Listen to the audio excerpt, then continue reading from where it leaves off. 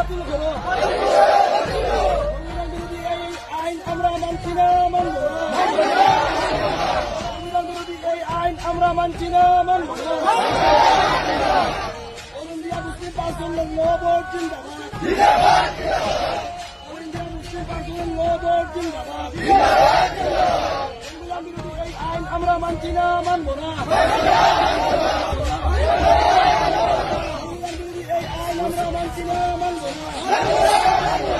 মুসলিম personal ল board জিন্দাবাদ।